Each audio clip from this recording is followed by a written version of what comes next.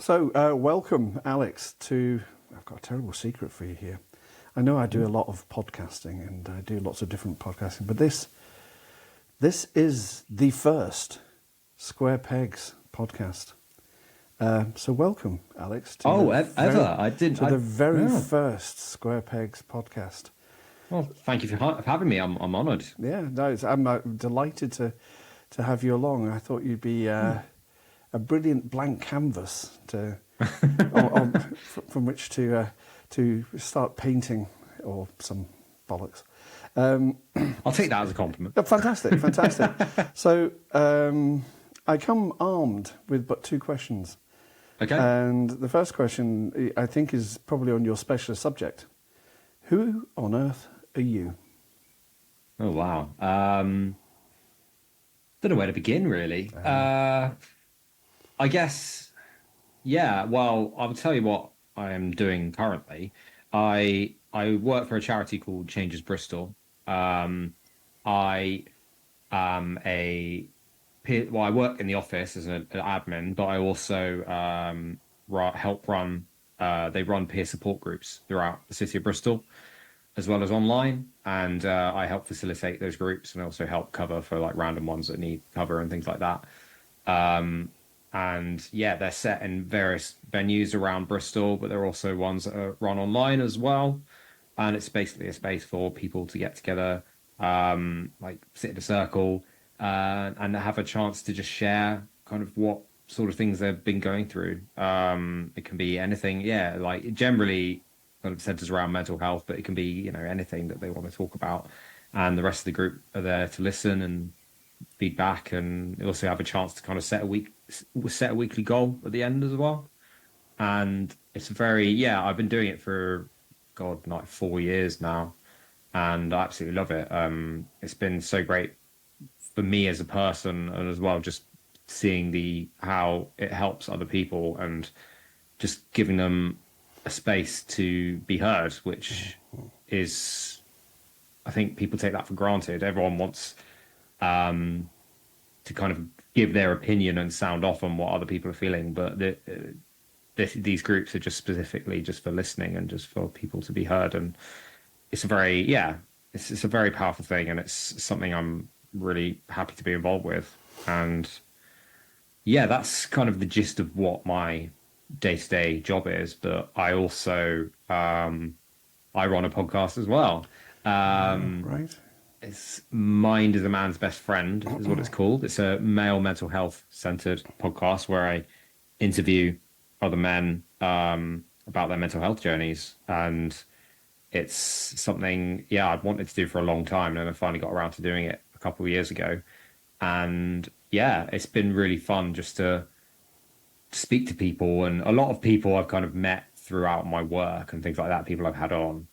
And it's just been a really nice way of speaking to people and learning about people's journeys, and everyone just knowing, like, even people you don't really think would have a story in terms of their mental health, they do. And I've even had friends on that there's one episode I had one of my friends on, and he told me some stuff I never knew about him, stuff about his past, about his family, and it made me see him in a whole new light. And it's done that with all the other guests that I've had on, and you as well. Currently I got on podcast with you coming out next week, actually. So that's kind of, I guess that's sums me up in my kind of day-to-day, what I'm currently doing at the moment. That makes sense. Do you know, I was a social worker for about 1,000 years, and admin workers, good Lord, what a gift. I was always just astounded at this ability that you as a group could sort of conjure stuff up that was kind of beyond me. I like to have every file that I ever had in my entire life on my desk. I remember working with a social worker from the children families team. He said, "Chris, you want to put your desk next to the wall, because that way you can stash your files up like a sort of ski jump of files, as opposed to just a pile of files." So I yeah, so one of my admin colleagues said, "Yeah, I can tidy your stuff up if you like." And I remember saying, "Please don't ever tidy my stuff up. There is a system there." But she Yeah. loved this sort of gathering stuff together. The other thing, while you were talking there, I was thinking about the groups that you're involved in, and it sounds a lot like advocacy that they have in Scotland, where people's voices are heard and people are valued and they're brought together, and in environments where it's quite common for them not to be seen as people of value, or people that can even contribute to a conversation. Suddenly they're in an environment where these things are, I don't know, important to other people. But there's a big but, Alex. You've fallen evilly. There's always a big but. You've fallen into my evil trap so early on. Didn't take long. I said, "Who are you?" And you told me what you do. Oh yeah, and everybody does that. And and if you want to talk a bit more about who you are, that's cool. I can. I'm more than happy to. Yeah. I just don't know where to be. I guess, do I take it from the beginning? Well, I know, but this is the tricky thing, because when you're at a dinner party or a pub, and somebody says, kind of, who are you? The question isn't who are you, it's what do you do? It's not. Yeah, so you don't exist without your activities. So yeah. So do you want to have another run at it? Hi. Okay.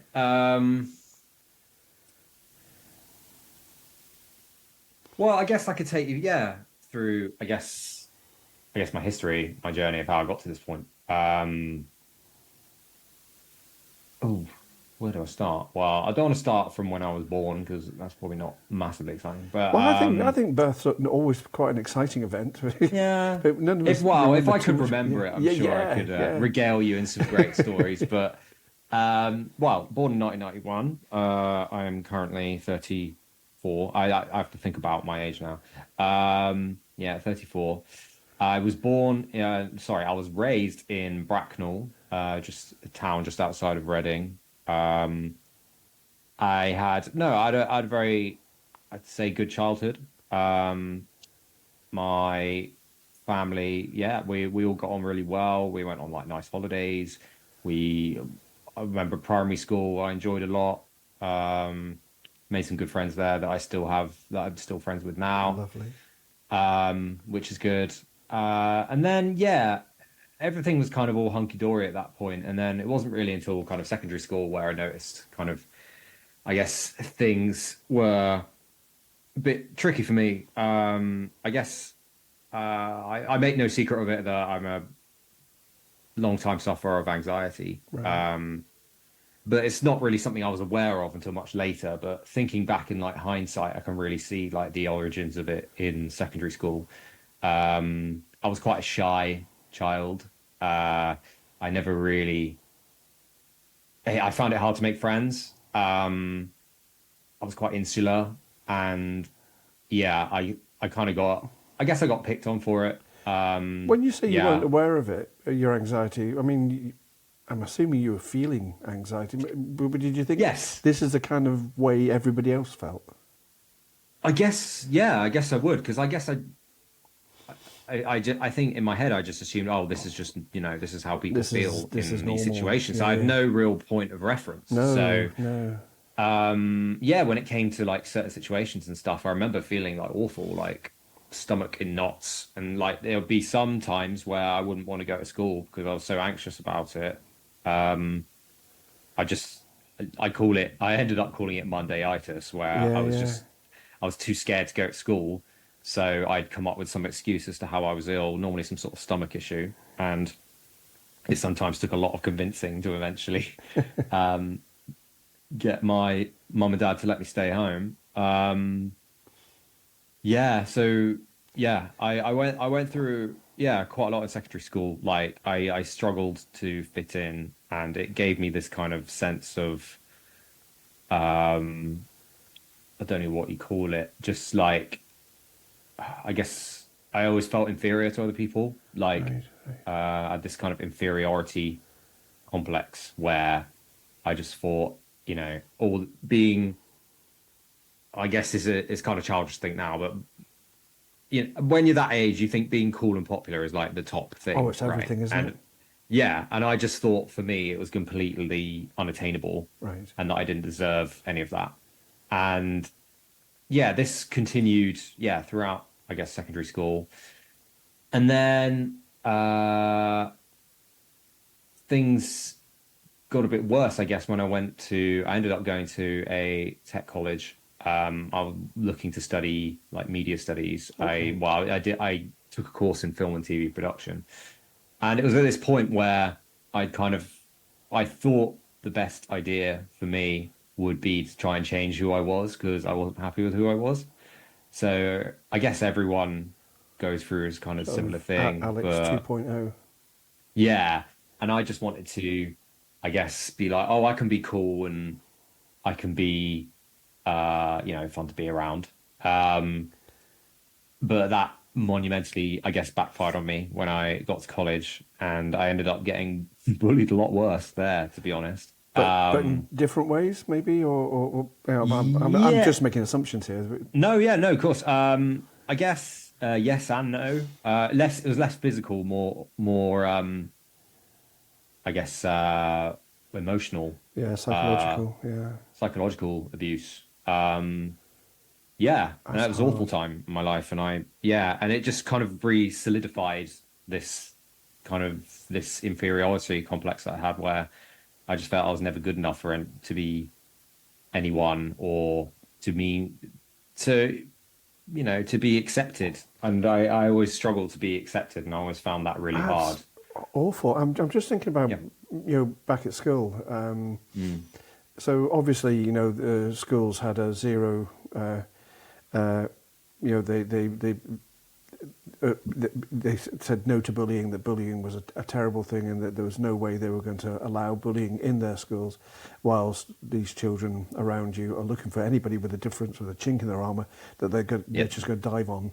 So the school was brilliant. They sorted out the bullying within a week, and everything was fine. Is that right?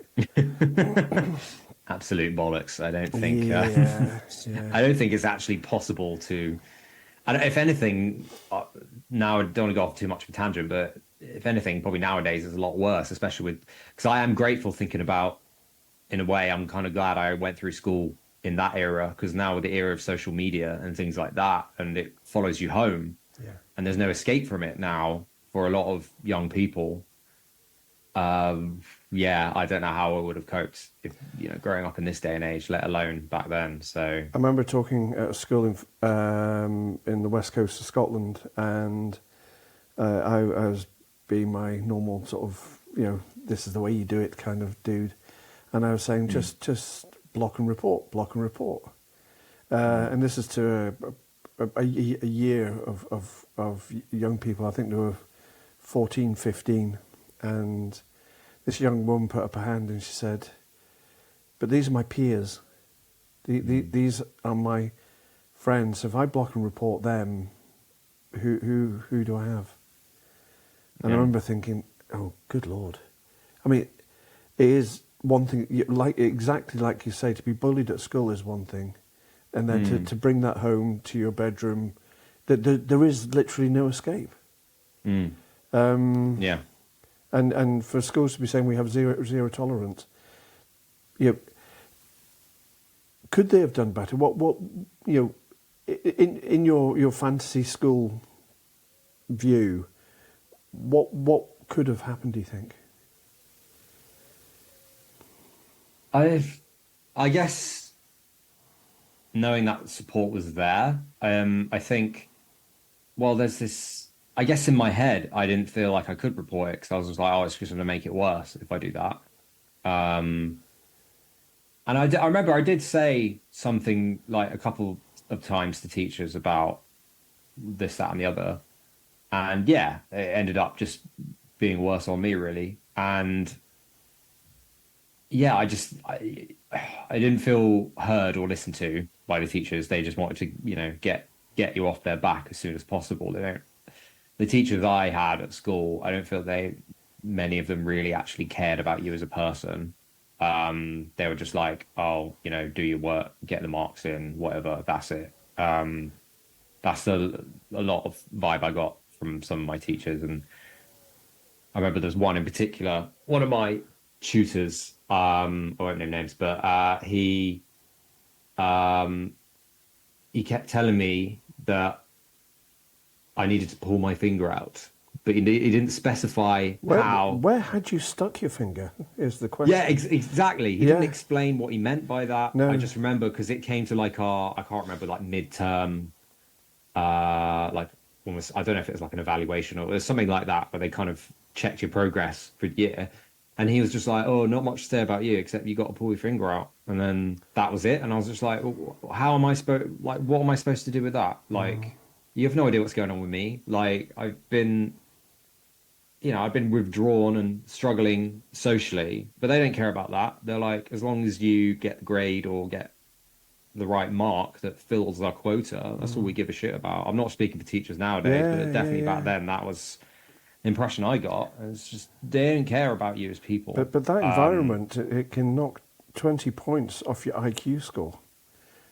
Yeah, And exactly. And you're judged solely on that and not as anything else. And I guess that, yeah, that really did contribute to my low self-esteem, low confidence as well. Just thinking, well, the school thinks I'm no good either. So it's just like, so you kind just an of endless circle. you buy Yeah. into And that culture. you buy So into it. you think I'm Yeah. not And worth then, it's not worth me raising this because I am terrible. yeah, exactly. Oh, And that's all just fuck. constantly reinforced. And then you bring it home with you and you end up believing it yourself. And Yeah, then yeah, you feel yeah. like you're just a burden on everybody. And that's how I felt for a long time. And I guess that reinforced itself throughout my time at school and college. I was feeling the same way. Yeah. And I got, yeah, bullied a lot worse when I was there. I You'd much rather be hit than verbally Yeah, set upon. to be Yeah. honest, because at least it's over and done with There's something if you get honest hit, about right? yes, Yeah, yes. there's something like, well, Yeah. it's done, isn't it? And it's yeah, it's fine. But like, words stay with you, don't they? And That breaks my heart. It really. yeah. And there was even one time I was like followed home in a car, and they were taunting at me out the window, and yeah, that's probably one of my most traumatic memories actually. And I had to hide in a train station to get away from them. And yeah, and that was after they invited me to their house for a house party, and I ended up getting followed home. Well, followed to the train station And by a how old group were of you guys at in the that car time? taunting me. About 17, maybe Good a bit younger. Lord. Yeah, yeah. Yeah, But yeah. So that stuck with me, and yeah, it made me kind of want to hate everybody and not want to open up to people, or don't. I felt like I didn't want friends because I was just like, well, look what that got me, they seem a and complicated endeavour. yeah, and going into, I think, and then after that, I went to uni in Portsmouth. I do say I had a better time at Sure. uni, um, but I did still struggle socially. Like I never really wanted to expand beyond like the immediate group of friends that I first met Yeah, yeah. when I got to uni, like when we moved into halls together, and that was kind of the people I hung around with for most of it. And I struggled to make friends outside of that. And I guess that's all ramifications of that, really.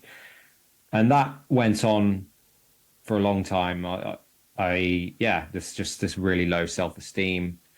And then after university, I did a vaguely, yeah, TV production media studies course at university. But I remember throughout my course there, I was like, uh, yeah, I wasn't really enjoying it. I knew this kind of thing because in terms of TV production, a lot of it is freelance based, and I just knew I was just like, there's no way I'll be able to cope with doing freelance stuff. I know friends who do a lot of In what way? freelance TV production. Well, like trying to get your own work, and Right, right. you have to be very proactive about that sort of thing, and there's no real structure, and yeah, it's very tough, and I know several people that do that, and it sounds really hard. And I just remember doing that course being like, I don't think I'll be able to do this. And when I got to the end of it, I felt very without purpose and lost, not knowing what I wanted to do in my life. And it was that way for a number of years after university. There was a horrible kind of gap after university of like 2 or 3 years where I was still living at home with my parents. They didn't really know what to do with me or Did they what have I any wanted to inkling what was do. going on? I think a bit, but I don't think they really understood it. Sure. And I don't think I really understood it at the time. I was just in this cloud of sadness, really. And yeah, that was probably one of the darkest times of my life, I remember. Just feeling lost, and I was moving from job to job, like without real Sure, purpose. sure.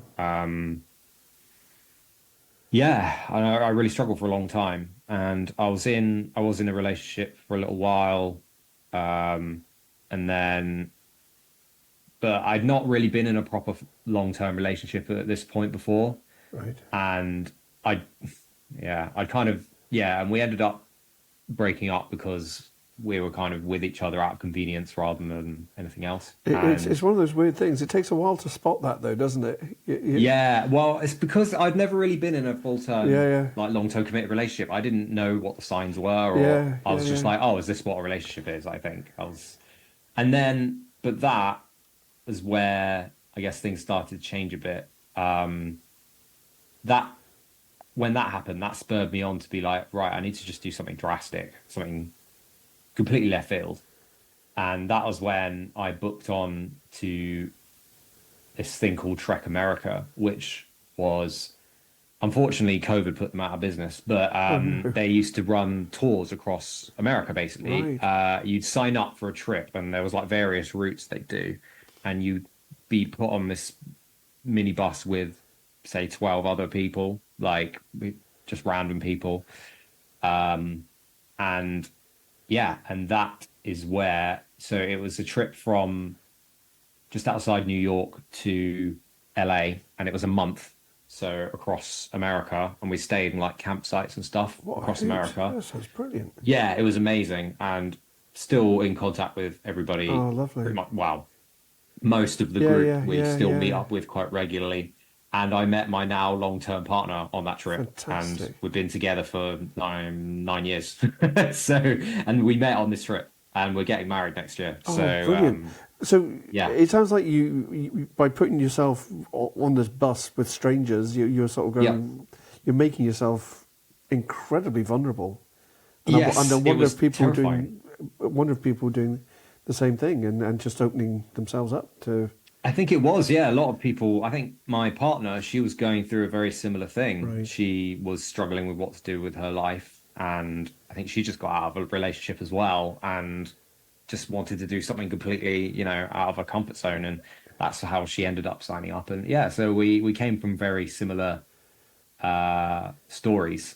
And yeah, Incredible. and that's how we met. So It's crazy. do you have Yeah. sort of set shenanigans as you went on this tour? Like mountain climbing Mm. and underwater Mm. pig wrestling, that Yeah. sort of thing. Yeah, no, we did like whitewater rafting, we did like hikes and things like that. We went to the Grand Canyon. Wow. We did like, I remember we did line dancing in Nashville. Oh, we went. Oh, yeah, we spent 4th of July in Nashville, and the fireworks were amazing, and that was that was really good. Yeah, and we basically had like a set activity we could do, but we were also able to just do our own thing as well. And it was great. It was amazing. I still can't believe that trip happened. To be honest, it was one of those like magical It sounds things. life changing. Yeah, it was. It really was, and it really helped me with my confidence and sort of putting myself out there, not just obviously meeting my partner, but with other people there as well. And it felt like, yeah, just the whole, I guess, coming of age time for me, to be honest. Sure. Yeah. So, but during this time, I guess I've kind of skipped over when my anxiety Yeah. first properly surfaced. This was like a couple years. Sorry, this is like a couple years prior, but I'll cycle back. But yeah, I remember it was when I was in that first relationship I talked about.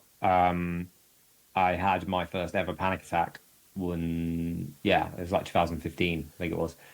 I just remember I think I was going about to go to a festival or something like that. It was like a few days prior. I was sorting stuff out to a music festival, and I remember just being in my room, and then yeah, I felt like I was having a heart attack. Like I genuinely thought like something was seriously wrong, and I remember like curling up on my bed, being like, "Oh my God, do I need to like call an ambulance or When you say something?" you felt Like like a heart attack, there was a tightness on your chest, that sort of thing? yeah, tightness on the chest. I just remember whenever I get anxiety, I always feel it. I think it's different for different people, but Yeah, for me, yeah, I feel yeah, it in my chest, like around my diaphragm. yeah. But at the time, I'd never experienced anything like that before. I generally thought I was having some sort of heart Sure, sure. thing, Yeah, because when and people talk it about can panic manifest. attacks, Yeah, when people talk about yep, panic attack, very often yep, people have no idea what people are talking about. So yep, you describing it is fantastic. I think it'd be really helpful for folk. yeah.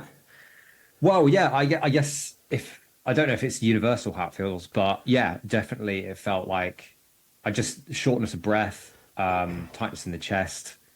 My head went I went all kind of dizzy. Sure. Um, yeah, I can understand why people mistake it for heart attacks because I think the symptoms are very Sounds similar. it, yeah.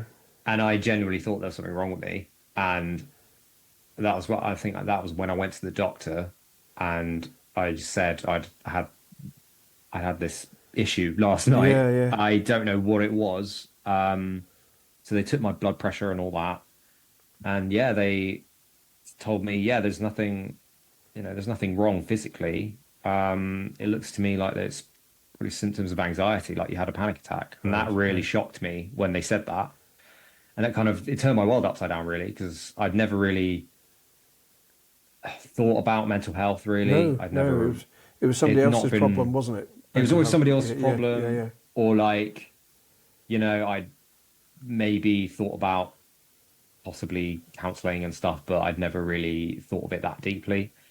And that was when I think everything changed for me. I kind of made this realization that, oh, okay, this is a thing that, but I guess my initial thought was I wanted to get rid of it and be done with it and not have to deal with it again. But Yes. as a lot of you probably know, anxiety does not work like that. No, no. It's the more you fight it, the more it will fight back. And yeah, I went through a really hard time with anxiety. I still do occasionally, but yeah, and I was still suffering from it on this trip as well. I remember on the day before we met everyone, I probably had the worst panic attack I'd ever had in my life. Like I genuinely thought I pretty much passed out. Was that Oh bad? I was God, in the right. hotel room, and Was there a yeah, I definite was. trigger? Looking back, was there a definite trigger, or was it just What overwhelming? of Or the initial yeah, or one? both, in fact. I think it was a lot of compounded stuff, just Yeah, loads of different yeah, things at once. I don't think it was any one thing. sure. But that one in on the trip was definitely I think I was just like, what the fuck am I doing? I'm on my own. I'm on my own in America by myself. Yes. How Um, did this happen?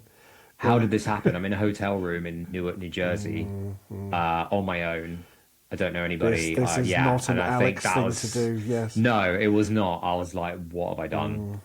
Um, but yeah, and then the day after, I met my now fiance. So Superb. just says in it. Yeah. But no, anxiety is still something I suffer with now. It's still something I deal with more or less daily. I'm on medication for it now. Took me a long while to come around to that, but that does help me a bit. I'm not saying medication works for everybody, but Sure. it Sure. helps.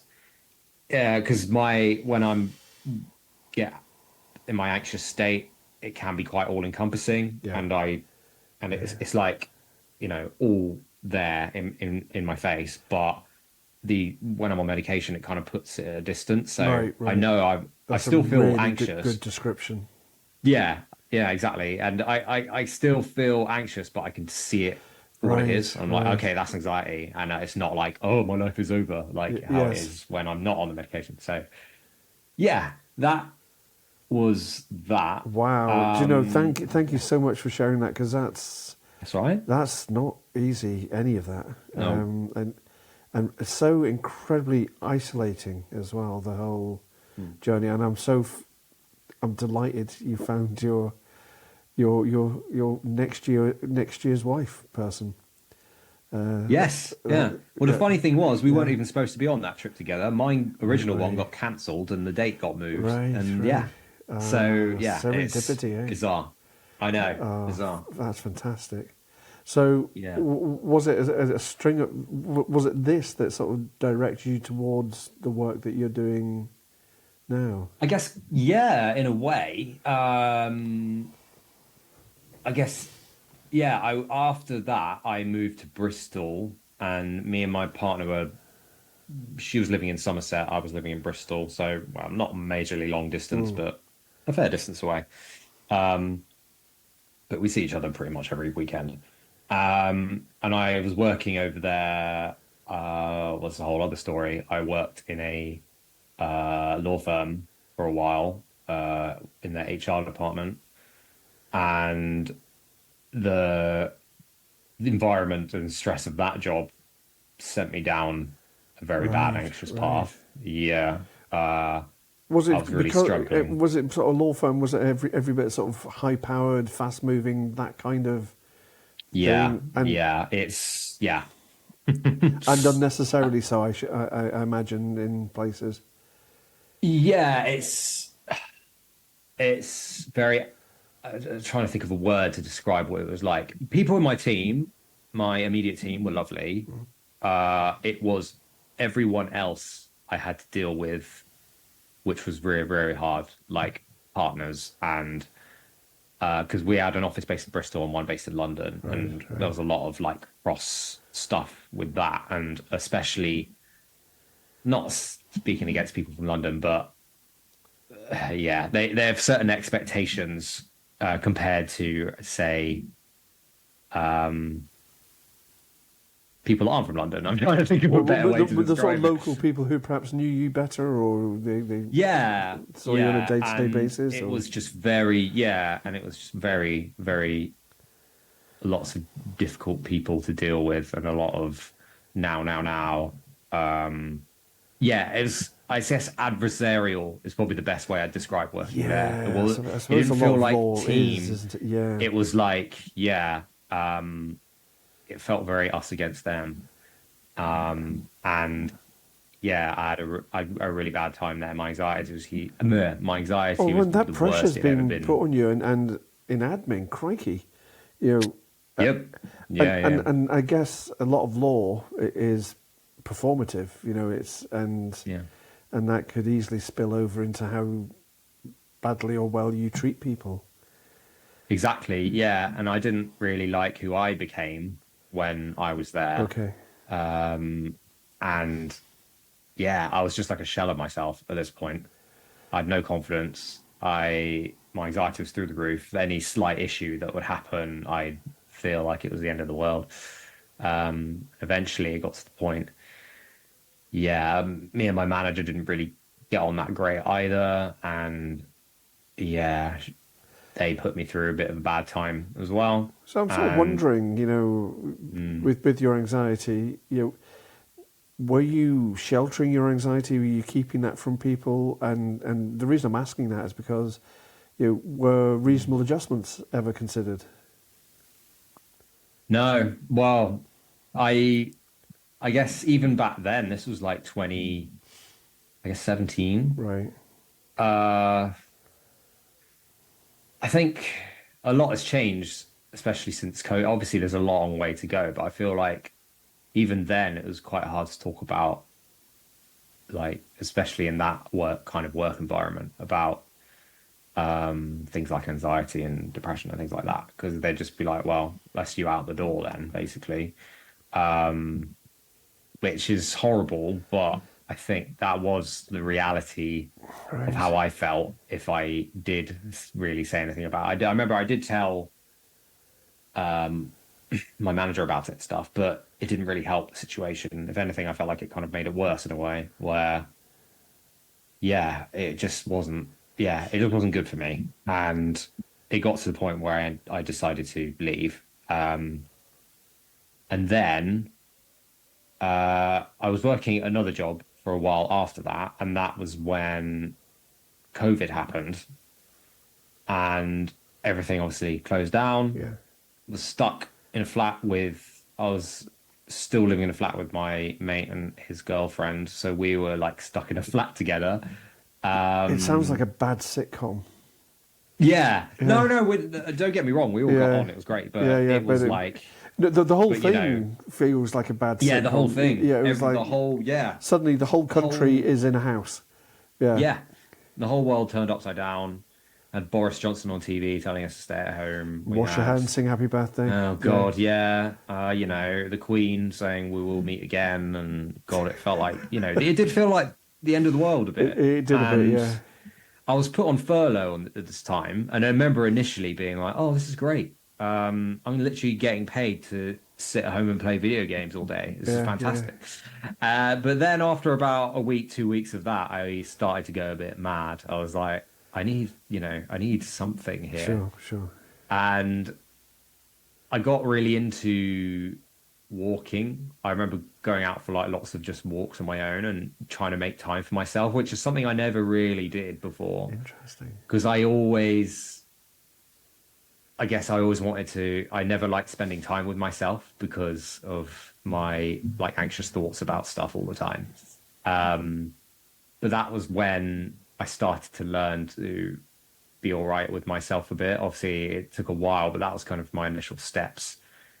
And then it was during that time, I think the first lockdown had lifted and there was that weird in between time. And that was when me and my partner moved in to a flat together in Bristol. And it was during that time because my partner, she works for another mental health charity in Bristol. Well, they're based in South Gloucestershire, Right, right. like on that area, Second Step. And she, yeah, she started working there, and I was always quite interested in what she did. Um, but it was always like a cursory thing. And then I remember not knowing really what to do with myself, and the thought of just the volunteering came up, and I was just like, okay. Oh no, well, it's funny actually. Me and my partner, we had this really interesting conversation. I never forget it. I was struggling what to do with my life still. I was still like, oh, I'm just working for the sake of working, Sure. or, you know, I'm not actually doing anything meaningful that I enjoy. And so we just sat down and we just chatted about, well, what kind of stuff do you enjoy? Do you like doing? And it kept coming back to, I guess, mental health I was interested in But it because sounds like I'd a always, perfect conversation to be having with the perfect person to be having the yeah, conversation it was, with. I Yeah, never yeah. forget it. I never forget it. And I just remember something like clicked in my head and I was just like, you know, could be an avenue, you know, this could be something because you know, I'm interested in this. It's something I can talk till the cows come home Because about because of your my lived experiences. experience is an expertise, isn't it? Yeah, Exactly. yeah. And I never considered that as something as a potential for like a line of work. But initially I didn't even think of it as I'm going to get a job. I was like, oh, I'm going to start volunteering and sort of see where it takes me. And that was where came across change. I think my partner actually found changes online, and she was like, "Oh, you could try volunteering. These guys, they're local, they're quite small." And I was like, "Well, okay, I'd look." And then they changes as when I first came across them, and they were running well, they still run a befriending service, which is where you're matched with one of their service users, and you call them once a week Interesting. just to have a chat with So them. this was the very first time you were doing something that had the words mental health attached to it. Yes, officially, And yes. how did that feel? Felt great. I was a bit scared at first Sure, because sure. I guess, especially when you're speaking to a service user, someone who's going through mental health crises, you do worry a lot. I'm like, oh God, like, am I going to say the right thing? Am I going to make them feel Sure, worse? sure. I remember freaking out a bit about that. I was like, oh God, should I really have this responsibility? Um, but I don't know. I took to it like a Right. duck to water, I guess. Brilliant. It just sort of came quite naturally to me, and it felt very strange for that. I was just like, this might be something I'm good at. I can And that do was something, this. not something, yeah. Yeah, yeah. And that's not something I'd ever really felt before, like not to Right. that extent. Yeah, yeah. I felt like I was kind of, um, I guess, coasting my way through life, just trying to get by. And this is the first time I was like, oh, this is something Wow. I might be good at here. Right, it's like an epiphany. It was a moment I was like, this is the path I need to Incredible. pursue. Yeah, yeah. And then I was more interested in what Changes did, and they were looking for volunteers for facilitating their groups that was talking about to start. And I signed up for that. I did the training. It was like a 2 week, well, it was no 2 day, 3 day course, Right, right. learning how to facilitate the groups. It was quite extensive. And then I remember during one of the training sessions, they were reading out like notices, and one of them was for a position in the office, for a role in the office, Right.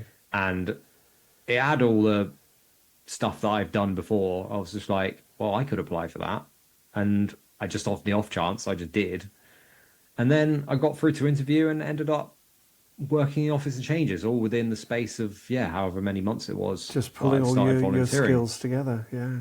Yeah, and it just fit, and I felt like at home, and I still do there. And the team is amazing. Like we're almost like family the way we get on with each other, and it's just like this is how I should have been feeling all those years ago. Like I've Absolutely, yes. been through all these, but yeah, and I feel I'm very happy with where I am now. But I do feel without all the previous things that had happened to me that I maybe wouldn't have figured that out. So in a way I'm kind of grateful for what I went through, and I Yeah, feel like if that hadn't happened, I wouldn't be yeah, who I they were am as a sort of like person now. stepping stones to a, Yeah, yeah.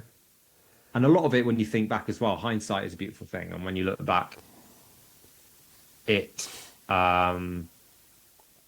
yeah, life kind of makes a weird sort of sense, like almost like a story. Yeah, yeah. It doesn't make sense at the time, but when you look back on it, you're like, oh, that led to that, that led to that. It was like, wow, a series of, well, not all misfortunes, but like But I a suppose at the series of, time you're sitting there thinking, at the but this time, hurts. This really hurts. yeah, it really hurts. Yeah. And then, but you can't see it at the time, really. And when you Mm. look back, I'm like, wow, there's, yeah, it's almost like there's a reason for, everything. I guess everything happens for a reason. That's kind of what it feels like when you look back at stuff. It sounds like you've adapted and grown and developed with it all, and you've got people to enable you to do that as well, which is lovely. Yeah, definitely. No, I feel like I've learned a lot about myself and learning to love myself and treat myself a lot more with a lot more kindness. It's still something I'm not 100% with. Yeah, yeah, yeah, I yeah. do tend to default to self-criticism, but it is something I'm a lot better with now, and I've made a lot of. I've tried to, especially recently, I've been trying to move past. I've been stuck with a lot of shame for what happened to me previously, Ouch. and that, yeah, I've held that over my own head for such a long time, and it's only recently, really, where I've been like, oh, this is shame that's in the background And it's, of how I'm feeling this whole time, and I'm kind of slowly it's hard to working shift, though, my way isn't it? through that. It's very hard to shift because it's kind of your perspective on life since the start. Yeah, yeah, But I'm looking back, especially when when you catch yourself at a random moment where you think of something kind yeah, of cringy you did, like yeah. randomly it will just pop up into your head, something you did like 20 years ago where you're like, oh, why did I do that? That's awful. And I'm trying to teach myself to take new perspectives on stuff like that and be like, well, that was how you learned to do this, or that was how you figured that out about yourself,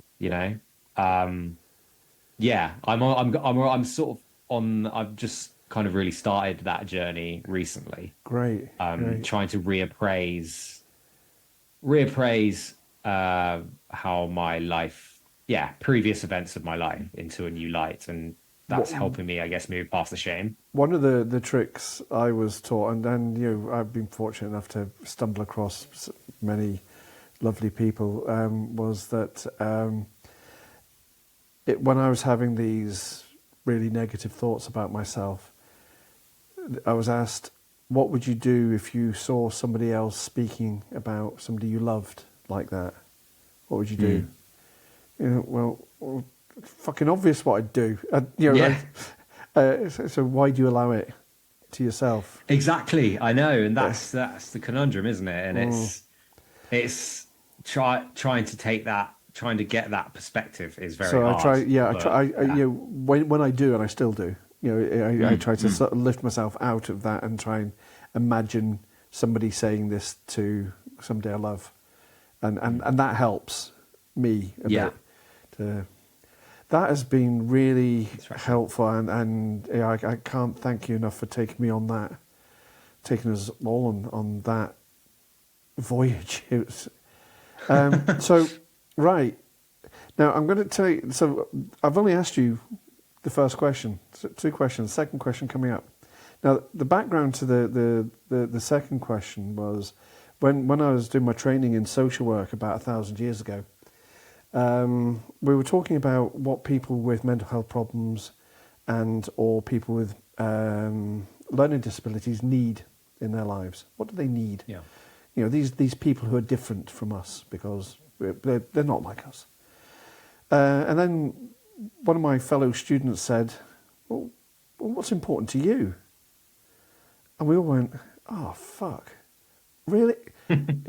Because we'd all obviously just sat around othering these people as if things that were important to them would no way be important to us, because we were masters students. We were brainy people at Edinburgh University, and for that person just to say, what's important to you, and that really for a lot of us just unplugged this gush for us. So that's the question I'm going to ask you. What is important to you? If you don't mind 2 seconds, I'm just going to open this window because it's getting really hot in here. Okay. Hopefully there's no background noise. I'm sure our eager listener will be able to sustain that. Well, yeah, it should be quiet. Okay. I was looking. You sent me this question before the show, and I was looking at it for ages. Like, I don't know how to answer this. So, how's it worded again? So, what's most important to you? What is important to you? No, so right. Let's take you right. You've been really generous in telling us your story. Yep. So, we've got young Alex at school. Okay. Yeah. What's important to you, young Alex at school? Young Alex, making friends, being popular, I guess. Yeah. Yeah. Not being on the bottom rung of the social society, Sure. school system. Yeah. School norms, whatever you want to call it. So I guess, yeah. Being part of a wider culture, I suppose. Feeling accepted. I think that's what it comes down to ultimately, is to feel like I belong. So that's what would have been important to me. Well, one of the things I started looking at and then thought, fuck off, Chris, don't do this, this is ridiculous. I started looking at Maslow's hierarchy of needs. And oh, yes. And we all like a bit of Maslow's hierarchy of needs when we're thinking about situations like this. So the basics were there for you. You had shelter, food, water, that sort of thing in your life. Mm-hmm. But it sounds like you didn't feel safe. No, not when I left the house. Not really. So no, I felt like every day. I remember every day going to school being like, "Oh, what's going to happen today?" Like, no wonder you had Monday-itis. Am I going to get hit, or am I going to get shouted at? So you be hit by your peers, shouted at by a teacher, devalued by a teacher. Yeah. It wasn't. I wouldn't say I was shouted at by teachers, but I was kind of, I guess, looked down on in a way. I think, and infinitely, I think that's worse. I'd rather have been shouted at for not pulling your finger out of. Yeah, and like just the little comments they'd make, like I'd like hand a piece of work in, and they'd say something like along the lines of, and they give us our marks back, and I'd be like, "Oh, how did I do?" And they'd just be like, "Oh, there's nothing to write home about." I was just like, oh, cool, thanks. Like, it's not like I put effort into that or anything, just things like that. And that made me just not want to engage really with school. And yeah, and I did struggle a lot with like, especially on the build up to like exams and things. I struggled to revise and apply myself because I just felt like, well, if I do try, all I get is shit for it. So why bother? And I think my parents never really understood that. And I don't think I really did at the time. But looking back, I'm like, yeah, that's definitely why I was like that, because I just felt like there was no reward for it, doing any of it. Like school was just hell for me. Just pretty much all parts of it. I just hated it. So there was nowhere where you felt valued. No, So no, at all. so from your peers, I mean, was there any kind of solace? Did you have mates who were going through something similar, and you at least find some solace? Or A bit, yeah. I guess I didn't really talk about it with them, to be honest, because I guess that was the closest thing I had to acceptance, and I felt like if I talked about stuff like that, it would jeopardize it. So, sure, and because you thought, right, yeah, hold on, I've got these friends, but if I start acknowledging that I'm a bit weird because I'm yeah, worried about this stuff, I was like, they can't know about, they'll how dump much of a loser I am, they'll dump like, me really quickly. yeah, exactly. And that did happen a lot. I remember at school, if I did make some friends, they'd dump me a week later, at the first opportunity. So, and that did happen a few times, I remember. Crikey. Yeah, So yeah, yeah. you want a place to feel safe, acknowledged, supported. Yeah, and just where I could actually be myself, and I felt like myself wasn't enough Be for anybody. yourself. Actually, yeah, that. I mean, that's key because you weren't allowing yourself to be yourself. You'd No. bought into this Yeah. I toxic felt like being maelstrom. myself. Yeah. Yeah. That Totally. And I felt like being myself is what brought me all my misfortune. So that's why I tried to change myself. But that ultimately ended up making things worse. But it was just, yeah, this endless And now we've travelled 1,000 years into the spiral. future, and you've discovered that being yourself is fucking ace, and people love you for it. Oh, yeah. Wow. Wow. Yeah, I like to, yeah. I I don't mean, want I've to, yeah. fast forwarded gratuitously there, but what I'm thinking about is how isolating that is. So, Hmm. okay, what's important to you? What could have been done differently in your world, do you think, that could have made your young Alex world, young Alex world different, better? As in that what I could have done differently or What everybody anyone. could have done. I'm not. I'm not remotely saying you in this at all. No, yeah. I'm seeing you as a drop of water in an ocean of fucking shit. So Yeah. I guess at schools it'd have been good to have like a private place to talk about stuff that was going on with you, like a school counselor or something like that. I don't sure, remember anything like that at my school. Um, yeah, just something like that, someone I could speak to who's kind of neutral and was able to fully open up to, because I don't feel like I had that anywhere. Yeah, I guess someone who I could be fully myself and fully open with. And I didn't even feel like I could be like that with my family. right. I told them like bits and pieces, but I never, told them the full extent of how I was feeling. So I was just like, well, no one cares about this. No one wants to know. They just tell me to get on with it. Stiff upper lip. Yeah, We're yeah. British. And but I think it was also the time Yeah, because, yeah. yeah, that was just how things were back then. Yeah, kind of mid 2000s It time. That was makes when, me slightly think about my dad in these yeah. situations. He came back from the war. I wasn't around. I'm not that old. How dare you, frankly? So my dad came back from the war, and as we were growing up, my mum always said, "Oh, your dad never likes to talk about the war." And here I am, Mm, 1,000 years on, thinking, Was that really the case? Did he not Yeah. want to talk about the war, or did other people think, do not mention the stuff that you saw in the war because it was awful? And, Yeah. a problem shared is a problem quadrupled. Do not talk about this in any way, shape or form. So instead of him being able to talk about it, he sort of squashed it in on himself.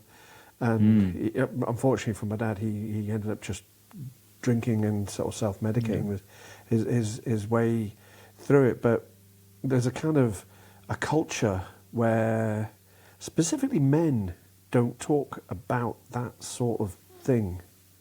So Yeah. where's that coming from in young Alex's world? I guess it's I was never really brought up that way. My dad never really talked about his feelings, really. Not in that way. And I guess I'd never had that. I'd never grown up with that, really. Sure. And at school and um, just how, especially boys are with each other, they're very like, oh, banter, blah, blah, blah, take the piss out of each other, see how far you can go until someone breaks. Yeah. That's literally what it was like. And just showing a hint of vulnerability can give you a world of pain, which is what pretty much I experienced. And yeah, I think, and that is what is built into you from a young age, is you have to have this kind of tough exterior, and that's what apparently being a man is, which evidently it's not, but that is what you're brought up to believe. And yeah, keep it all in So and get on with it. So even if you'd had a counsellor person kicking around at the time, you wouldn't have touched them with a barge pole because Probably not. No, of the, no, you're right. The mist of peer group pressure. Yep.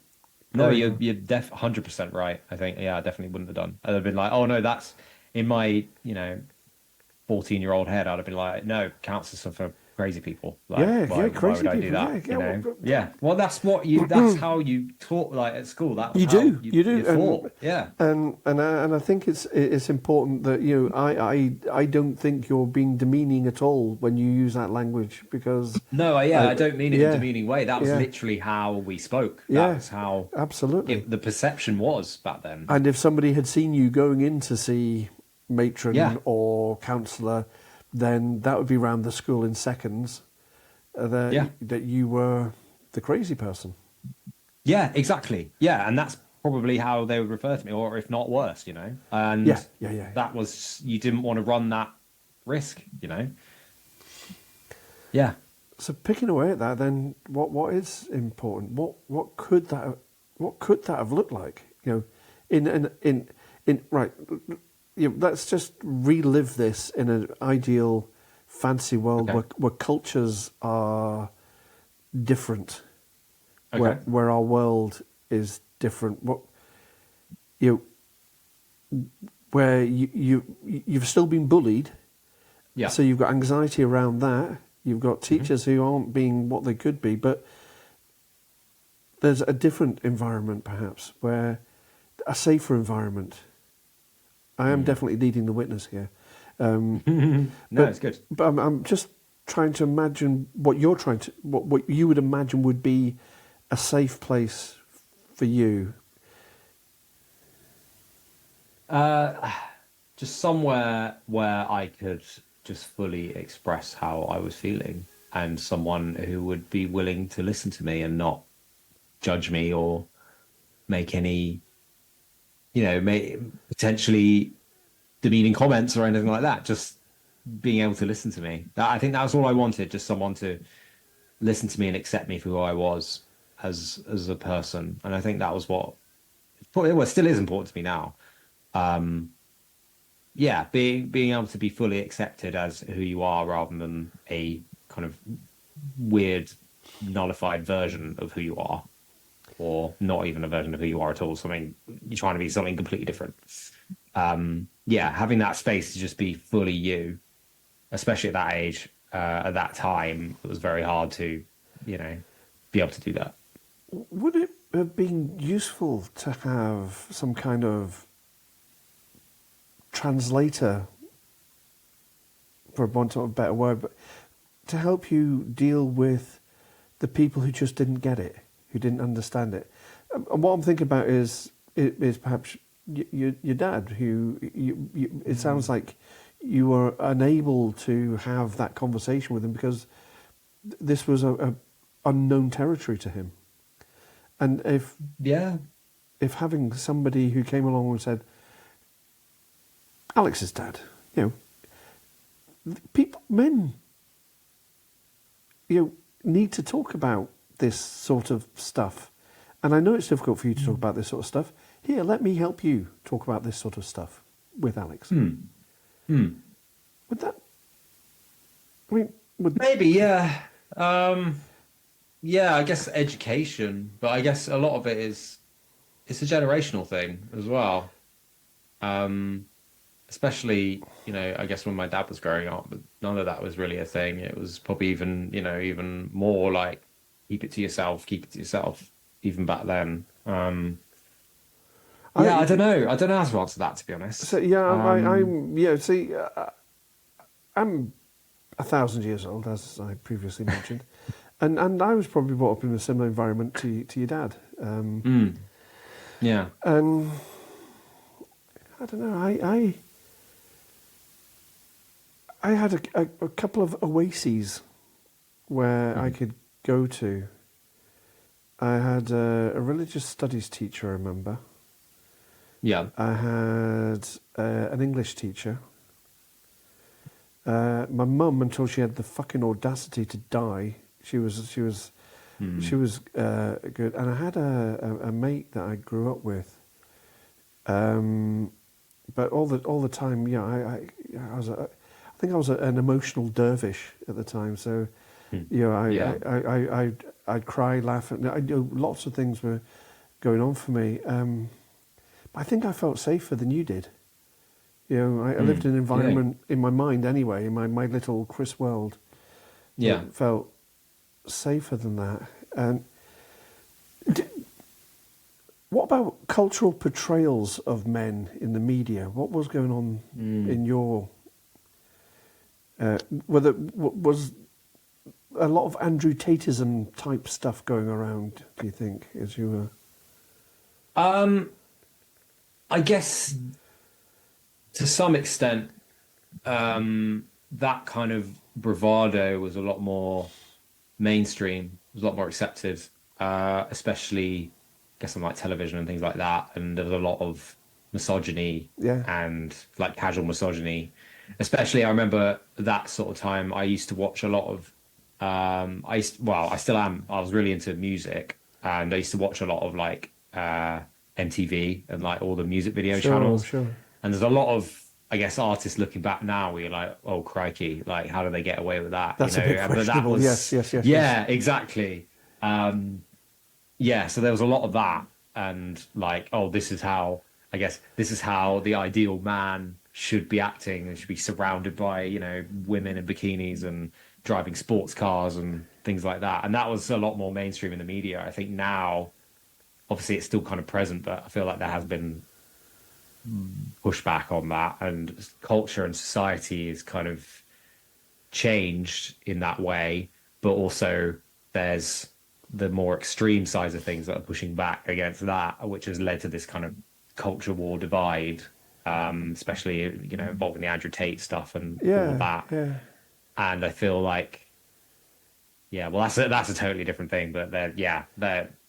It is and it isn't. I think I think I think it's part of a continuum. That we were sort of mugged by that. It's important to be manly. Boys don't cry. That sort of thing. And it's acceptance. Safety comes with acceptance, doesn't it? It's so how do we develop that environment? You, me now, right? How do we save the world? How do we start saving the world now? Right, yeah, let's solve it. Yeah. Um, All right. Got 20 minutes. just listening to people, just listening to them, and accepting, you know, accepting people for who they are. And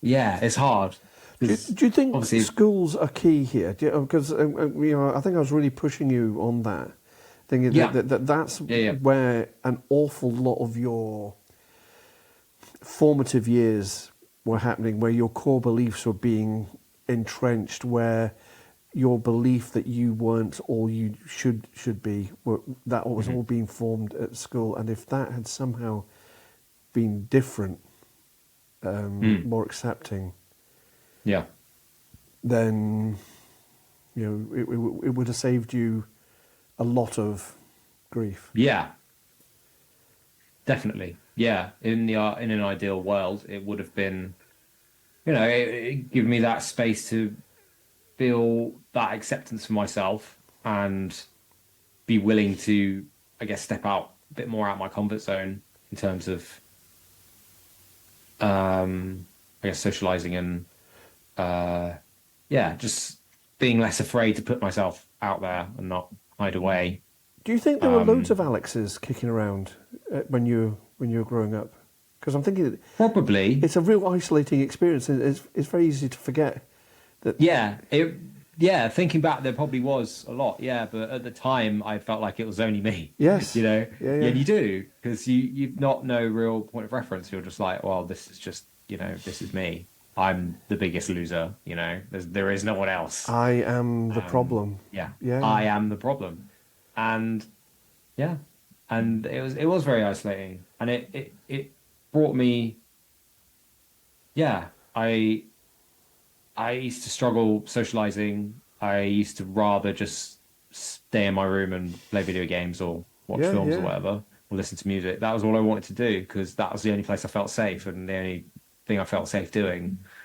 And um, yeah, and I still enjoy those things, and they bring me a lot of joy Yeah, and yeah, yeah. a lot of, especially music in particular. I find that like even listening back to music from what I was listening to back then, it almost brings me that same sense of comfort as the only. There's a lot of artists I was listening to back when I was going through all that time, being like, oh, they understand, This really they speaks get to it. me. Yeah, yeah. This really speaks to me. And there was a lot of music that I got really into at the time, a lot of angst-filled, angry stuff, but yeah, it really spoke to me because I felt like, oh, these guys get it. But it's that feeling of not being alone, isn't it? It's Yeah, and that was probably the closest I got to not feeling alone was through music, actually. Yeah, and I guess films and video games really helped with that as well. To be honest, it gave me that escapism as well. Just being like, I'm not. This isn't my life. I'm actually this or yeah, whatever. yeah. So Yeah. video games. Now I know Hmm. when I'm particularly clonkers, I will enter the world of the Nintendo Switch. Oh yes. What do you think video games give you? Well, it's like I said, it's that sense of escapism. Yeah, It's yeah. it's to me, it was always like one better than films. Instead of watching a film, you could be in it. And Yes, yes. I've always been a big fan of a story, and I used to, well, I still do. I like reading as well, and just getting sucked into a good story. And I found video games in particular was such a medium that really sucked me in the most, where I felt like I was an active participant, but also there were some great games even back then that were really well written and were like, oh wow, this is like this is properly good. And yeah, there was just that sense of escapism where I could be someone else and be in a completely different world, and none of my current worries could touch me in there. And yeah, that I spent a lot of time in my room just doing that because that's where I felt safe and I felt like I could escape there. Yeah, yeah, yeah, Yeah, yeah. totally. That's really interesting. Yeah. Um, so right, we're still under the umbrella of Oh yes, what's important to you. going off So on tangents. so we've got the young Alex, and I think we've developing a world where it's okay to talk about stuff where you feel safe, to talk Yeah. about stuff. But there's an acknowledgement where if people aren't all they could be, then perhaps there are people who can provide education to the people who Yeah. aren't being all they could and perhaps should be. So, but then, you've grown up into this further education, and Mhm. I remember going to my College of Further Education, Tresham College, Corby, to do A-levels in sociology, psychology, Oh yeah. and an O-levels maths and human biology. Oh And wow. I remember thinking, I'm a man. I remember thinking, 17 years old, I'm a man, I'm grown up, I am Yeah. all I will ever be. Yeah. So entering that world only to be confronted with psychological torture from what you were saying. Mhm. Do you know, I'm almost excusing what happened to young Alex at school because for some reason children don't know any better. But you've No, I understand that. Yeah, I get that totally. there's a bit of me at the back of my mind going, Chris, that's bollocks, by the way. But No, but I kind of agree in a way. yeah. But I'm thinking, right, you've gone to a grown-up place, and suddenly you're being exposed to even worse shit.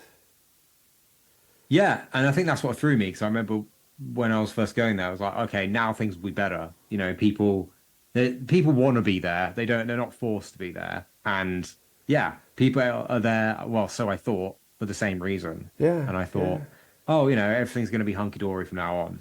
And I guess that's when I put my guard down and ended up paying for it. Yeah. So, okay. So again, we're talking about putting your guard down. You should never have to put your fucking guard up. It's college. No. it's I know. It's a place where people are people, and So what could have made that experience better? What could have made that different? Or safer?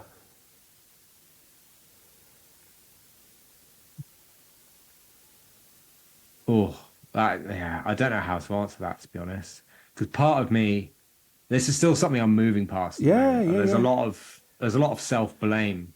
I brought it on myself. I was asking for it. That's kind of because I was like, I was a pain in the arse.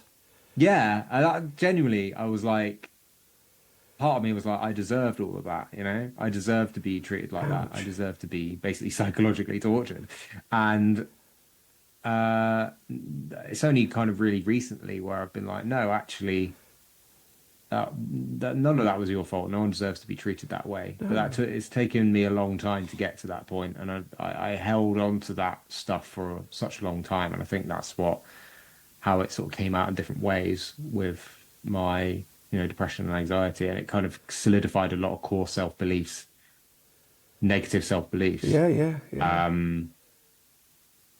So I don't know what I can say that would change it. Obviously, I mean, were there hot and cold running counsellors at your FE college?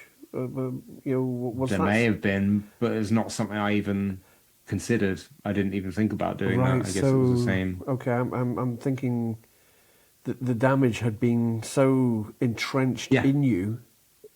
Yeah, I just thought, oh, this is just my life now. Like, I'm just going to have to deal with this for the rest of my life. And because I just thought I deserved it. So I didn't feel like I needed to get help because I don't feel like I should. Do you know what I mean? I don't know. I know, I'm getting it. I'm hearing it loud and clear, Alex. I really am. Yeah.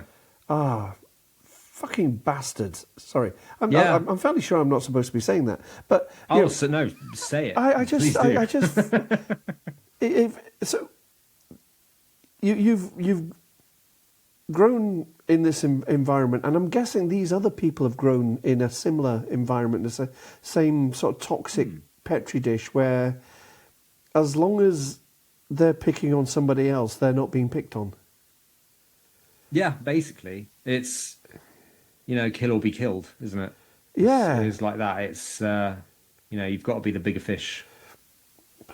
that's not the. We live in Western society where we. I know, but that's just how it is. It's almost like African savannah, It's a fish tank.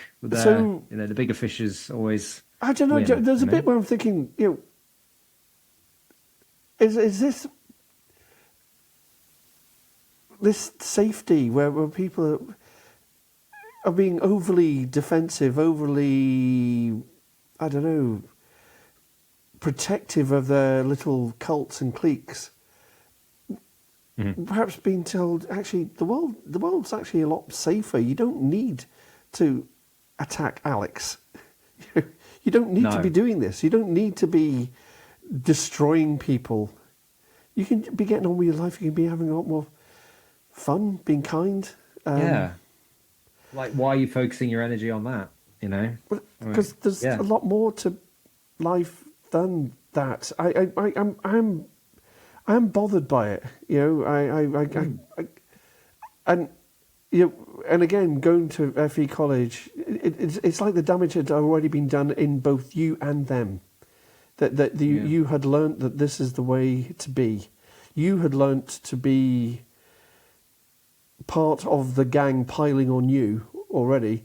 Them picking on you and saying, yeah, you're whatever they were saying you were, and you go, yeah, he is, isn't he? Yeah, I wouldn't hang out with him. No, you're pretty much on the money. And that was the thing. Like, I was still hanging out with them, even though that was happening. And I'd be doing social stuff with them. I'd be going around their houses and stuff, and I'd still be, don't know what you call it. Just sounds like Stockholm syndrome. Yeah, it was a bit. It was, because I felt like, well, if I don't hang out with these guys, then I've got no friends at all. Fuck. Which is sad. It's really sad. And I know you're not the only person. And I guess that's where a lot of that... Yeah, exactly. And I think that's where a lot of the self-blame comes from, because it was almost like self-inflicted. I spoke to one of the young people at this particular school, and we really got a good conversation going. And this young woman who'd spoken out said... She got to a point where she really shocked herself into action because she found herself bullying herself online. So bullying herself. So she was preempting bullying. So she'd say bad things about her before other people did. Oh wow! Okay. So she could be part of the gang by saying bad things. I mean, it just like. Joining in on the pylon, the pylon, just to be like, oh yeah, I can be cool, I can take the piss out of myself as well. I can openly laugh at myself. But that sounds impossibly difficult and unnecessary. Definitely, it is. I think that's the thing that keeps coming back to my mind is this is all utterly unnecessary and for years. Yeah. It is. It's all like none of it needed to happen at all, but it did. Apart from the love of a good woman, did therapy help? Did you get therapy, counselling, something that yes. dived in? I did. I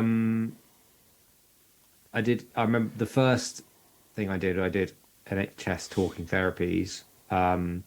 And it was basically like a CBT course. Sure. It was like 6 weeks. I didn't find it particularly helpful for me. I think other people would, but me personally, I didn't find it that helpful because a lot of it was homework. And also, it's taking you a lifetime to get to that point, and trying to solve a lifetime in 6 weeks it's a bit of an ask. Exactly. And it was just like, basically sit in this class and you learn how to deal with all these problems. And it was just like, all right, when this happens, do this. When this happens, do this. And it wasn't like, didn't really fit with me as a person. I was just like, you can't solve this with all this blanket stuff. Obviously, it is helpful for some people in certain scenarios, but for my scenario at that time, it was not helpful for me. And I needed something a bit more personal. So I ended up going to see a counselor for quite a while, Right, right. and which did help me unpack a few things. We worked on several things, especially revolving around my anxiety. And I was struggling at the time with basically looking to move out of my parents' house and move to Bristol. And that was like a whole thing It's that a I was dealing with as big well. jump. Yeah. Big jump, yeah. And I was really struggling with doing that. Um, yeah, so I did find counseling helpful. And I kind of had it on and off for a number of years after that.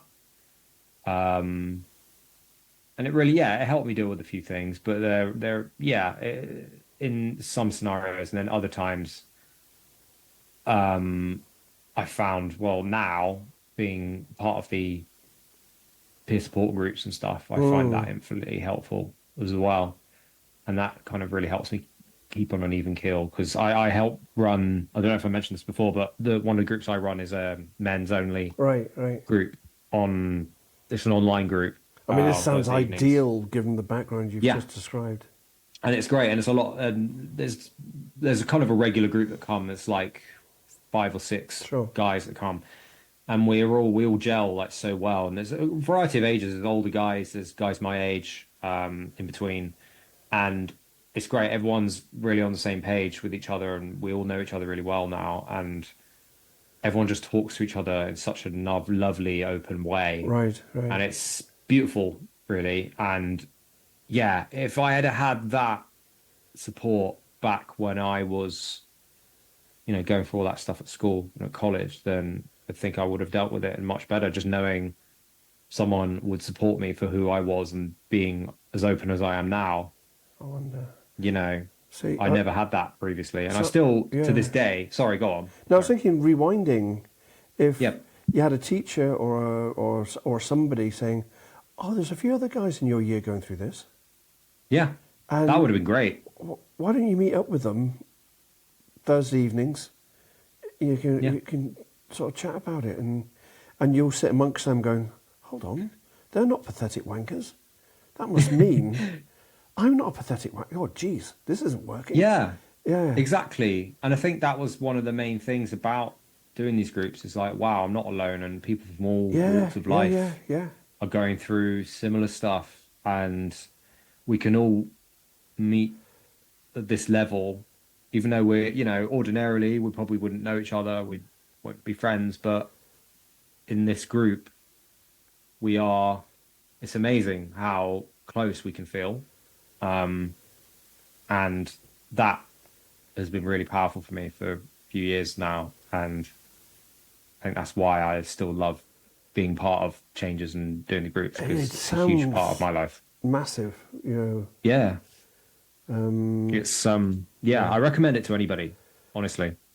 yeah. I mean, the peer stuff is something that changed my life. Counselling Mm. was kind of like a canvas, Yeah, but the peer support was, I don't know, it was the paint, it was the actual stuff of it. I totally agree. Yeah. Um, I was amazed at the change. I mean, obviously, once again, Christopher leads the witness. That's Mm. why I'm pushing with square pegs. That I think, peer support, experts by experience, whatever you care to call us, I think we're an essential part of this mix. Yes, definitely. And how, and I've just made up another question. This is terrible. Like I've broken my own code. You sold me on two questions. I wasn't expecting a third one. Sorry. So yeah, thanks for coming. It's been great. I'll see you another. What do you think is different about what we bring to an environment than, say, other mental health professionals bring? Wasn't even a sentence. Just that sense, that real sense of understanding. Because from a mental health professional or like say a doctor, they can look up what you're Yeah, telling them yeah, yeah. about, but they don't fully understand it for a fundamental level. I'm not speaking for all doctors, Sure, like sure, sure. maybe some do, but generally, yeah, they've got the medical expertise, but deep down, they don't fundamentally understand exactly what a single person is going through at that particular time. And then in with peer support, there's normally someone that does, or at least some variation of that, and they could really relate to you on that level. And just having that and having someone who just gets you, Yeah, yeah, yeah. understands what it is you're going through, that's sometimes all you need. Just knowing like, oh, they know exactly what I'm talking about. And that, I don't know, I've had various instances where I've described something that I thought no one would ever get, no one Yeah, would ever yeah, yeah. understand this. But there's always someone in the group that will say, yeah, I know exactly what you mean. I went through this, and I totally hear how you feel. And just knowing that can be huge. Just knowing that, oh my God, I'm not alone in this. Someone else has been through that. And it just takes a huge weight off your shoulders, I find. It, And it's a different that's something you'd never ever get. Well, my personal experience, I've never ever had from like a doctor slash medical it's a different professional. dynamic, isn't it? Whereas Yeah. doctors come along, there's a sort of unwritten contract. Doctor must cure, must make you better. Yeah. Whereas lived experience, they sit down next to you. They Yes. experience it with you. They say, I've experienced this. They Yeah. don't say, here's a cure. And I They, think that's what a lot of people forget is that a lot of people don't come to these groups to be fixed. They come to be heard, which is something a lot of people struggle to understand. Or yeah, yeah. because it's so tempting to be like, right, let's fix this problem. When a lot of the time, and I think that's what I needed when I was younger. I didn't necessarily want to be fixed. I just wanted to be heard. Yeah, yeah, yeah. I just wanted to someone to hear me and someone to fully understand who I was. Yeah, Yeah. yeah. So brings us back to what's important to you, and that Yeah. being heard is. I think you got it out of me in the end. I It knew took I me a while, would. but I got I did that. That was my cunning plan all along. But it's there. Wow, it worked wonders. It really did. it's a puzzle within a quandary, a wheel within a wheel, cogs and all kinds of things flying around. Yeah. It's the world of the mental health practitioner, everything from a peer support worker to people who work higher up in the NHS or third sector organisations.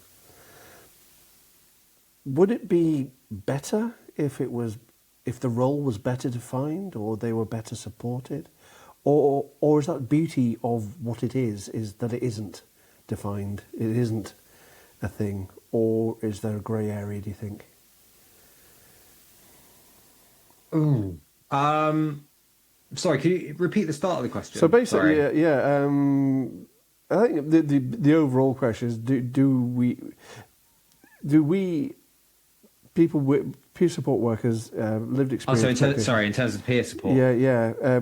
All of us do we need a central body that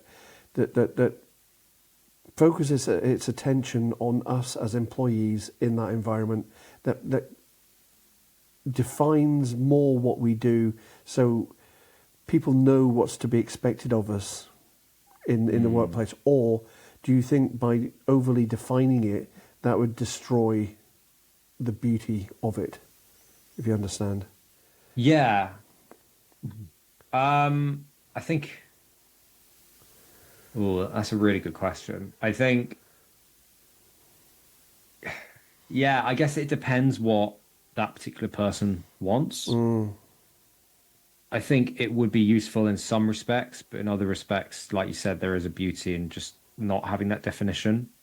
And I think that's quite helpful for people because it feels like, oh, I can say what I want rather than being like, oh, I've got to talk about this specific thing Sure. instead, which would be useful, obviously, in some contexts. But yeah, in my line of thinking, I think people just like to have kind of free reign, and I guess that helps them. That helps what they want to say come out a bit more naturally, maybe. Yeah, yeah, yeah. If that So makes sense. if it was defined, it need to be defined loosely.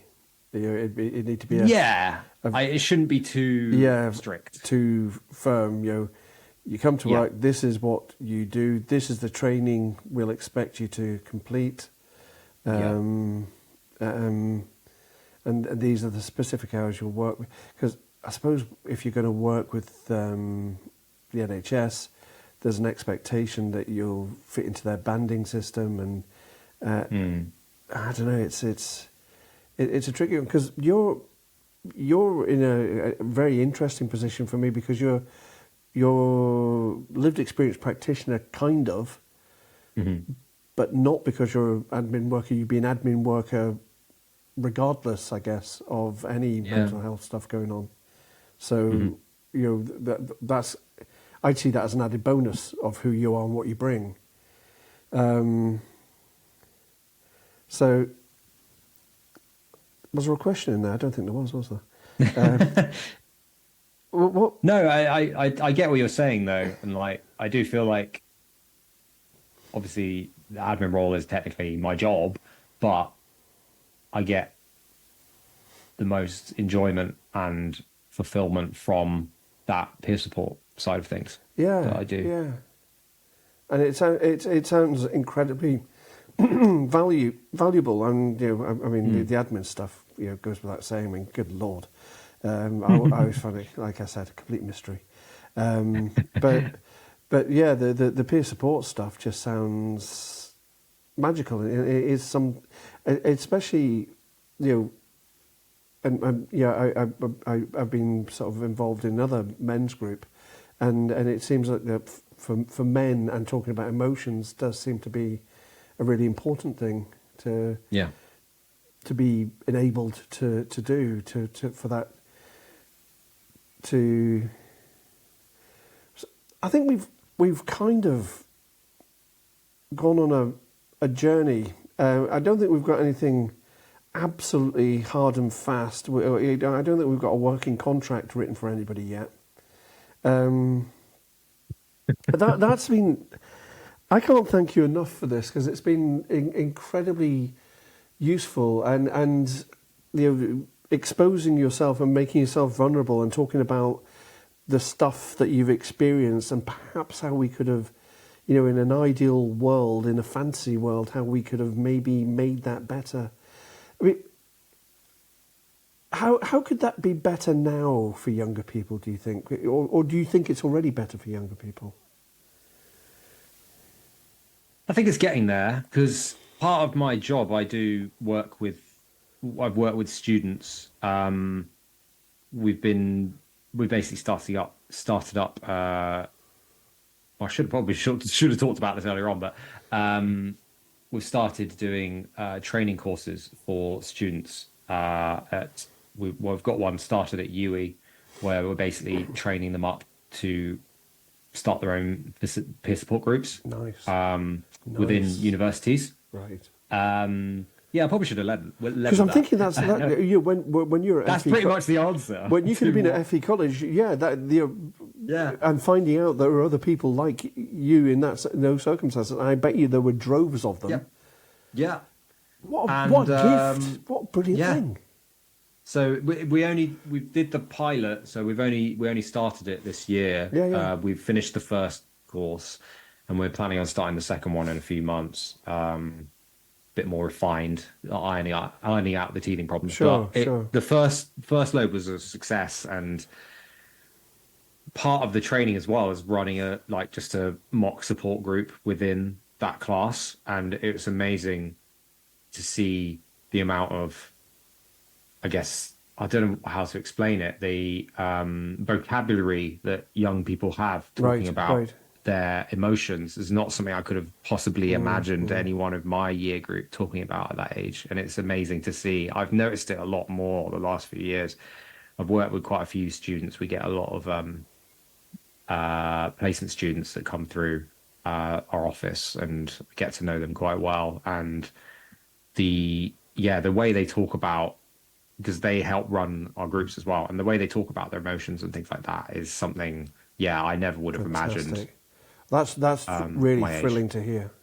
Yeah, it's great. And I think there is definitely a lot more awareness out there. There's obviously a long road to go, but I think from what I have personally seen, things seem to be moving in the right direction, which is really nice to see. And it's generally, I'm not saying it's fully there, but it's generally a bit more accepted. Are these things building, do you think, because there is a lack of mental health services? So people are thinking, fuck it, we're going to look after ourselves. I think so, yeah. I don't know what else, yeah, because, you know, funding's being squeezed all the time. But yeah, people just have to take it into their own hands, I guess. And that's, especially younger people, are finding a lot of solace in each other. And I think COVID was a big churning point as well. Yeah, it seems massive for so many people. Yeah, and it really solidifies that need for other people to help them through difficult times. So how well supported are people in running this? I mean, are you providing that support, or is it sort of long arm, or do you sort of set them up and wave them goodbye on the way? It's kind of like we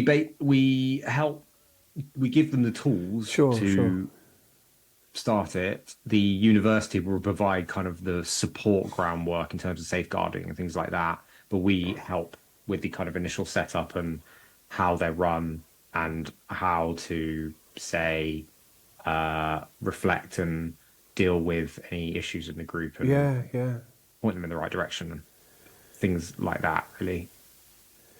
And do the groups run for a long time, or do they sort of run for fixed times, or is it a bit of everything as far as you know? It's kind of up to them, really. Obviously, they've got a lot to deal with in terms of exams and things as well, so it's up to them, timetable-wise, how long they want to do it for, if they want to continue it longer or just do it for like a month or two. It's up to them, whatever works best, because life of a uni student's a busy one, so it is. We don't enforce any. No. But yeah, giving them the tools. That's yeah. I like that, and it's sort of. I think I have dragged enough out of you. Is there anything that you feel we haven't talked about that I haven't dragged out of you that you'd like to talk about? No, I think that's, to be honest, I went into this not knowing really what I would talk about. I knew like various touchstones about like changes and stuff, but I didn't expect to go into as much detail as I did about my, my formative years. But it was really cathartic for me. I actually really enjoyed it. I really appreciate you giving. No, I appreciate you having me on. I've had fun. It's been really good. It's been quite therapeutic for me actually. So I do appreciate that. I appreciate you having me on. It's been lovely. That's fantastic. An honour to be your first. Yes, guest, the first, so. And a very good example of a first guest as well. Yeah, I haven't set the bar too high. It's really funny to talk about fun in this sort of context, because I really enjoy talking to you, and I was there with you in the United States. I was there when you met your partner. In my mind, I was just thinking, I was there when you were experiencing pain as a youngster and having nowhere to go in that isolation. So you've taken me on a hell of a journey, and I can't thank you enough for that. So right. I'm going to say goodbye on the recording, but if you don't mind hanging around, I'll say to our eager listeners, this has been Alex, I've been Chris Young, and this has been the very first episode of the Square Pegs podcast. Do hang around for more coming up very soon.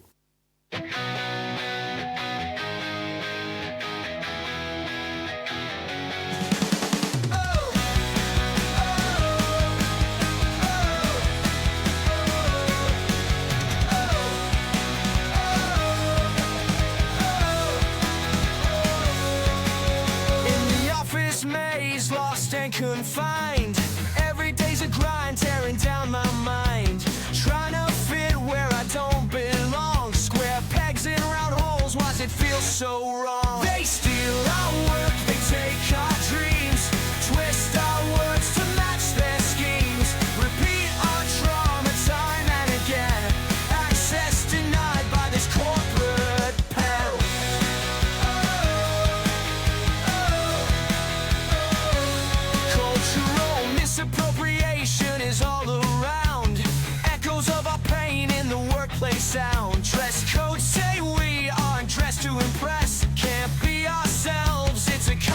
stress. They steal our work, they take our dreams, twist our words to match their schemes, repeat our trauma time and again, access denied by this corporate pen.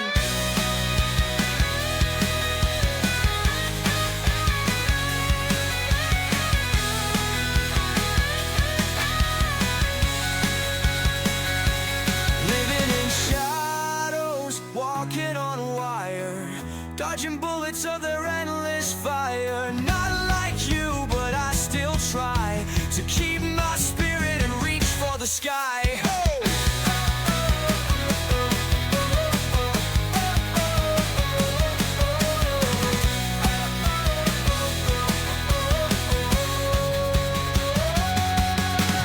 Coffee breaks don't mend the soul. Emails sting, they take their toll. Lost in systems we can't control.